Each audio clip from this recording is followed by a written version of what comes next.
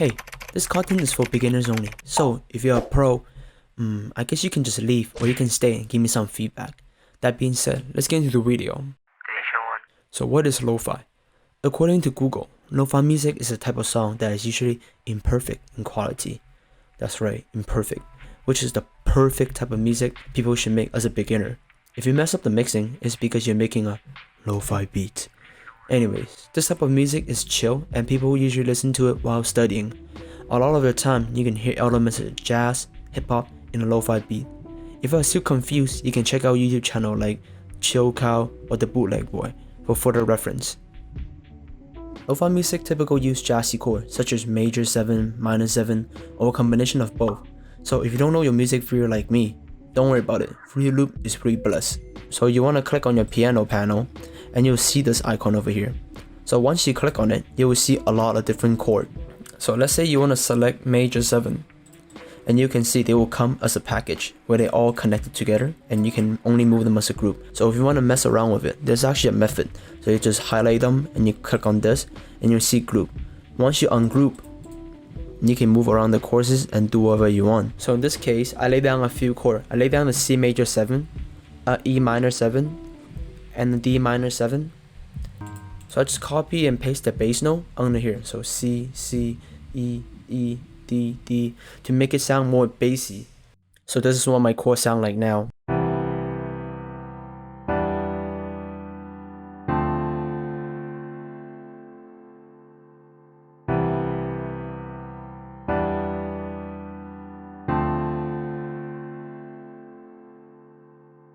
It's sounding pretty jazzy, but I don't like the way how it's really tense and it sounds like somebody's slapping the keyboard.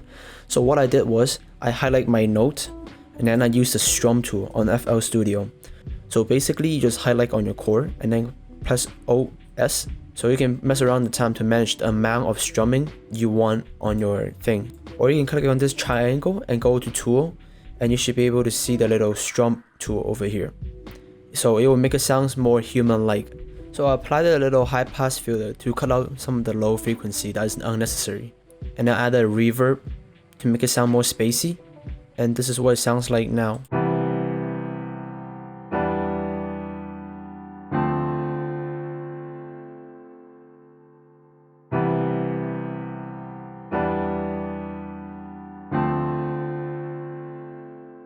Teaching people how to make melody can be pretty complicated. I cannot really teach you how to make it, but I do have a few tips that allows you to be better at making melodies.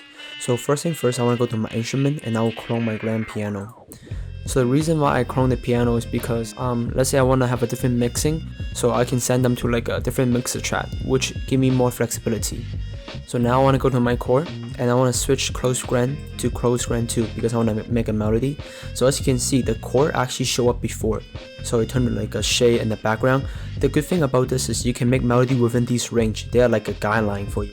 But another thing that a beginner does not know is the no grid highlight function. It's super useful. So basically you just click on this, the triangle again, and then you want to go to helper and then you want to click on no grid highlight. So as you can see, there's different line and there's black and there's gray. So now you might be wondering, what's the purpose of doing this? Well, I'll give you a quick example. So let's say I added a note into like a black grid. So you can see, it sounded pretty awful. That's because this is off tune in this scale. So let's say now I put it into like the gray area and I will play the note again. It's way better than before. It does not sound awful because it is on tune. Therefore, when you turn that function on, when you make beat, you will be always on tune, which is a big time saver. So this is what I came up with. So I mess around with the velocity of the melody piano to make it sound more smooth. And I also don't like how it's too low, so I highlight all of them and move up 2 octaves. You can do that by control and move up twice. So this is what it sounds like now with a little bit of reverb.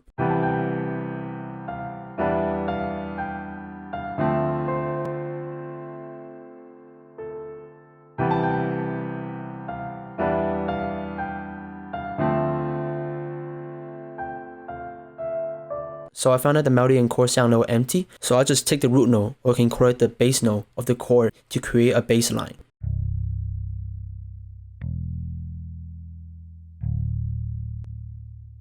So FL Studio has some pretty good drum sound already, so I'll list out those drum sound on description so you guys can check, and I strongly suggest you guys to use them because it's pretty good for lo-fi. So I'll lay down a kick.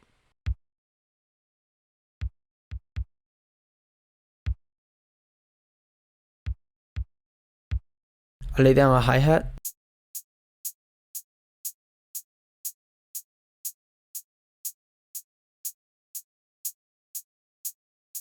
I lay down another hi-hat.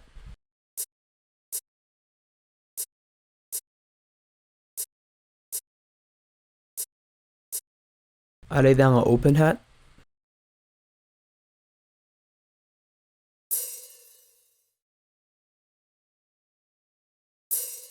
I lay down a snare.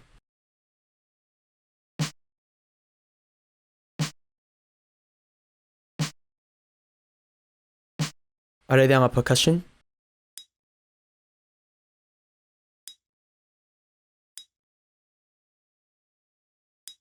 So this is what it sounds like, everything together.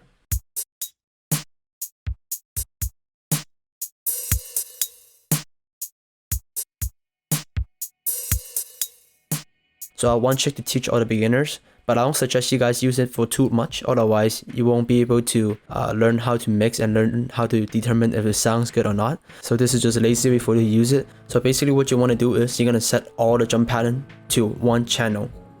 And of course you can adjust the sound with these knobs to make it sound appropriate. Then you want to go to the panel and you want to choose Maximus. So Maximus is a really strong plugin. All you have to do is you click on this. I click on the tool and then you click on preset and you go to fancy and click on lo-fi. So once you click on that, this is what it sounds like.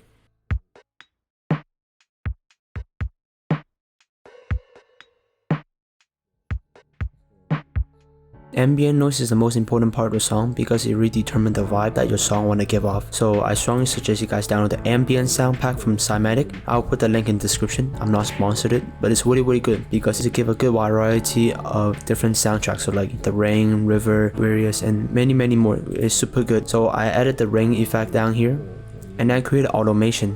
So if you know how to create automation, basically you go to the mixer track of that audio, and then if you click volume, right click it, and you click on automation clip, a new automation will be created. So the reason why I use automation is because I can adjust the volume of the song as the song goes on. At the beginning my automation is higher, as other instruments is starting to come in, my volume is lower because I don't want the rain sound to overtake the quality of other sound. So that's why automation is important. And I added some thunder as a transition. And I would record some weird stuff and apply EQ on it. So this EQ preset is really good. Basically just go on EQ, you click on preset, mastering, and then you go to old telephone. So what this do is it give you those 80s announcers sound effect. So it sounds something like this. Yo, it's another rainy day. Trying to play some league? As you can see, that's a vibe. And then just add in my producer tag and my beat is done.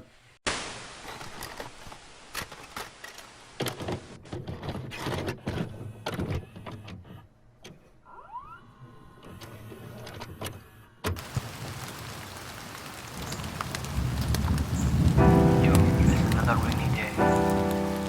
Trying to play some league. Alright, fire.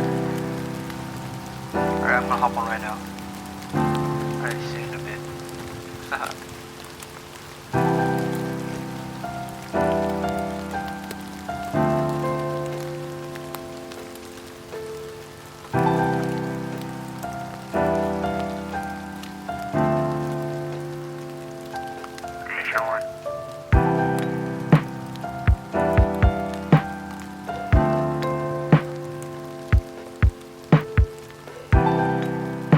Thank you guys for watching. If you like this type of video, make sure to like and subscribe, and of course give me some feedback. I will improve as I make more video, and we will see you next time.